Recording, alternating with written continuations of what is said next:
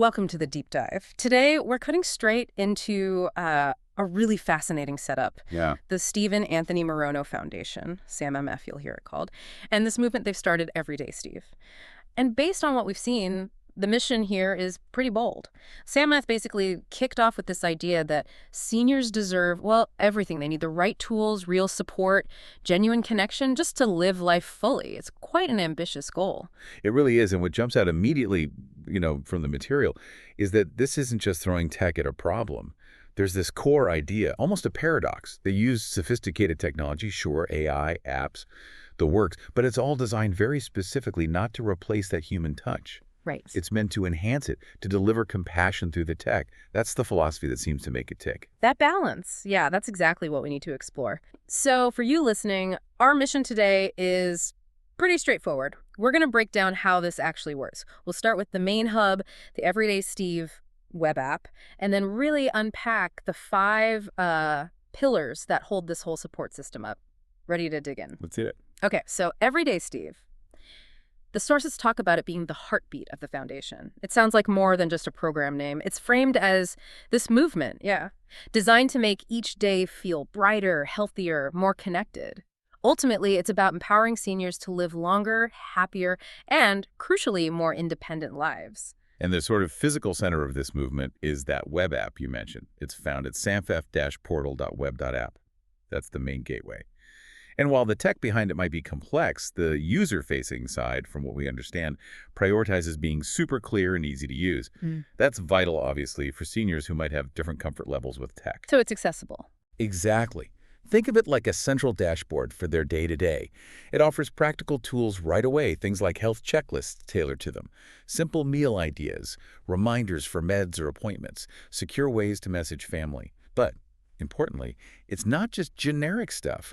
The checklists, the reminders, they adapt. They're personalized. And that's where this care over algorithms idea really shows up, right? Like that feature, Grandma's Postcard. I thought that was really interesting. It sounds so simple, almost old-fashioned, but how it actually works seems to be a clever use of tech to deliver something very human. It is. It's not trying to be another social media feed, which would be overwhelming. It's much simpler. A family member types a short message, maybe uploads a nice photo through their own interface, and then the system formats it nicely. It schedules it to appear on the senior's device. Could be a simple digital frame, maybe a dedicated tablet at a specific time each day, like clockwork. So it guarantees that connection, that little moment of thinking of you without the senior needing to navigate complicated apps or feeds. Precisely. It delivers the love digitally but simply. That postcard feature. It really sums up their whole approach, doesn't it? This idea of weaving support into daily life using these five pillars. Yeah, the pillars are key to the structure. They are technology empowerment, health, nutrition, finance, and connection. And they're designed to work together, interconnectedly, aiming for that full, happy, secure life, not just separate programs. Okay, let's get into the specifics then. This is where the mission meets reality. Pillar 1, everyday health. The idea is small habits, big wins. Sounds good, but how do they actually help people maybe with mobility issues make those habits stick? Well, the sources suggest it's very personalized and gentle. For exercise, they talk about memory motion. These are gentle, often seated routines. The focus isn't on high intensity. It's on things like circulation and balance. And the app tracks consistency. Did you do something today? Rather than hitting performance targets. Okay, so less pressure, more encouragement. Right. And the sleep support is similar. It uses simple daily check-ins like how long did you sleep roughly? How do you feel? And then the AI might subtly suggest tiny adjustments, maybe shifting when a news update comes through or dimming the postcard screen a bit earlier. Small tweaks based on patterns, aimed at improving sleep without needing, complex sleep trackers or data overload. That personalization is pretty neat. Okay, pillar 2, everyday nutrition. Eating well. That gets tricky with budgets, changing tastes, maybe physical limits on cooking. How does SAMF simplify that? They seem to recognize that complicated recipes are just a non-starter for many. So their focus is on what they call the 3-ingredient revolution. 3 ingredients? Seriously? Well, maybe not always literally 3, but the principle is simplicity. Simple, home-cooked meals using accessible, real food. It's less about calorie counting and more about getting good nutritional value with minimum fuss. So it's more a strategy than a strict diet plan. Exactly. And part of that strategy is the smart shopping guides in the app. These guides apparently get updated based on local prices. They highlight basic foods that give you the best nutritional bang for your buck. So it links nutrition directly to the next pillar, finance, making sure cooking stays enjoyable and affordable, not a chore or a source of stress. Good transition. Pillar 3, everyday finance. This is huge for independence. The goal is peace of mind, stretching money.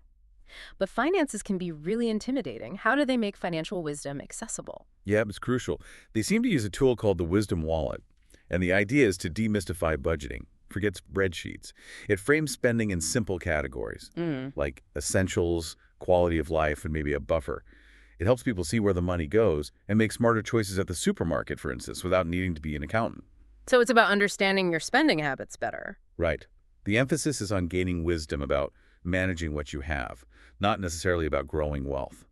It tackles that financial anxiety by giving a sense of control through simple categorization. Practical. I like that. Yeah, it helps identify maybe where money drains away unexpectedly and helps prioritize saving for things that really matter for quality of life, keeping control over your own funds. Okay, this leads us to maybe the most 21st century pillar, pillar 4, everyday AI or technology empowerment. We know they use AI for personalization, but how specifically? If tech is just a friendly guide, what are seniors actually learning to do with AI? This is really about making seniors feel comfortable using tech as a tool, not being scared of it. A big part seems to be reducing what you might call admin friction. So the AI can act like a smart assistant. It helps simplify filling out complex online forms, maybe for benefits or booking doctor's appointments. The senior can just speak or type what they need, in plain English. Okay. And the AI translates that into the structured information required by websites or portals, takes away that barrier. That's genuinely useful. And it's predictive, too. Like, if the app notices someone consistently skips their memory motion exercises on Mondays, the AI might subtly change the timing of the reminder that day. Or maybe suggest a shorter version of the routine. It learns the user's patterns and tries to help overcome resistance gently, not, issue warnings. So the tech isn't passive, it's actively trying to help based on behavior. And this ties into that analogy we found, right?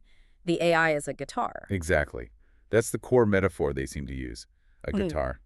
This amazing instrument capable of incredible music, but it does nothing on its own. Needs a person. Needs a person playing it. SamF uses this to stress that the tech, even sophisticated AI, is just a powerful tool. The human user provides the intention, the creativity, the decisions about health and connection. The AI handles the complexity, the logistics. The senior handles the living. That's a really important distinction. Okay, finally, pillar 5, connection. We've seen it woven through things like Grandma's Postcard. Even the health nudges seem connection-oriented. Why make it a whole separate pillar if it's kind of everywhere? That's a good question. I think, based on the sources, MF sees connection not just as a happy side effect, but as a fundamental goal that needs dedicated focus. So this pillar is about actively fostering community. Maybe that's virtual chats organized through the app, or maybe it's coordinating with local volunteers for actual face-to-face check-ins, which the AI could help schedule efficiently. So it bridges the digital and the real world. Yes, it ensures the tech tools translate into real human interaction, closing that loop, solving that paradox we started with, using tech to deepen human connection, not replace it. Okay, so putting it all together, how does SamF actually deliver all this? It's not just the app, is it? No, definitely not. The app is the hub, but they bring the whole program to life through, various channels. There are videos, educational stuff, maybe inspirational stories. There are actual physical books and guides that complement the app, and regular little updates within the app itself. Content snippets. What kind of content? Tailored to the pillars, mostly. So you might get a quick video showing a 3-ingredient recipe, or a short article about someone who used the tech tools to reconnect with family, or just a really simple tutorial on using one of the app features like the Wisdom Wallet. Every piece reinforces that main idea. Every day is a chance to learn, share, connect, grow a little. It's quite comprehensive. So the picture that emerges is SamF isn't just another nonprofit. It really seems like they're trying to build a community using compassion, but also some pretty serious innovation, using complex tools, AI, software to tackle these really fundamental human issues, loneliness, financial worries, the fear of losing independence. So we've done our deep dive into everyday Steve, and looking at those 5 pillars, health, nutrition, finance, ADI empowerment, and connection, you really see this massive support structure, Yeah. all built around enhancing independence, but constantly, deliberately prioritizing that human warmth. It's quite a model. It is. And that brings us to the final thought, something for you to maybe chew on. If this SAM-MF model, using technology as that guitar, needing the human touch, if that really is a blueprint for the future of support, not just for seniors, but maybe for many groups, well, what happens next? Think about those fundamental human connections, the ones right now being nurtured by simple but effective tech like Grandma's Postcard. What's the risk if that balance shifts?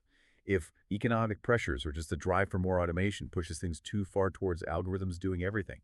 What happens if we lose that intentional human design element that seems to make SAMF work? That value, that's maybe what we really need to protect going forward.